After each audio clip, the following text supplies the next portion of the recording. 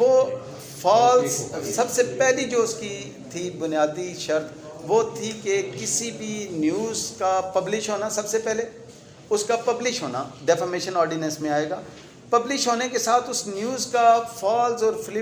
فریولس ہونا ضروری تھا، جو میں نے بطور مدعی ثابت کرنا تھا کہ یہ خبر جھوٹی ہے۔ اب اس کے بعد تیسری تھی کہ اس کی پبلیکیشن اور اس کو کمیونیکیٹ کرنا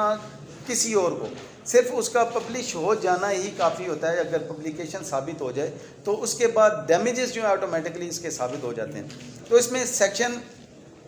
4 جو ہے وہ اس میں کرتا ہے کہ جہاں پہ کوئی بھی ڈیفامیٹری مواد جو کسی بھی جگہ پبلش ہو جائے گا تو اس سے ڈیمیجز کا آٹومیٹکلی ہو جائے گا کہ وہ بندہ ڈیمیجز کو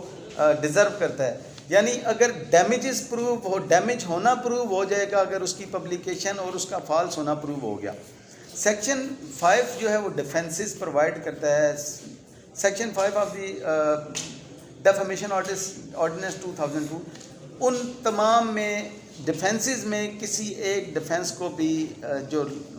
لرن دوسری سائڈ ہے انہوں نے کسی کو بھی ایجیٹیٹ نہیں کیا ہوا، اور ڈیفینس تو انہوں نے لیے ہی کوئی نہیں، کیونکہ وہ تو قائم ہے اپنی خبر پہ، وہ اس خبر کا پبلش کرنا مانتے ہیں، اس خبر کو وہ سچا مانتے ہیں کہ سچا ہے، لیکن وہ سچا ثابت نہیں کر سکے۔ اور اس کے علاوہ انہوں نے یہاں تک کہ میری لیگل نوٹس میں بھی، میں نے جو لیگل نوٹس لکھا اس میں بھی میں نے لکھا کہ آپ 15 یوم کے اندر اندر مجھ سے معذرت کر لیں تحریری طور پہ، اس کو بھی انہوں نے مان لیا کہ میں نے، کیونکہ مجھے نوٹس DW1 نے خود کہا کہ مجھے نوٹس ریسیو ہوا، انہوں نے خود کہا جی کہ کیونکہ یہ اس قابل ہی نہیں تھے کہ میں ان کو جواب دیتا۔ اب اس میں جو میں نے آنریبل کورٹ کو اسسٹ کرنا ہے، یہاں پہ ان کا موقف، انہوں نے 2-3 چیزیں لی ہوئی ہیں۔ ایک ان کا موقف یہ تھا کہ 2 بھائیوں نے کیا ہوا ہے کیس، تیسرے بھائی نے تو کوئی کیس نہیں کیا۔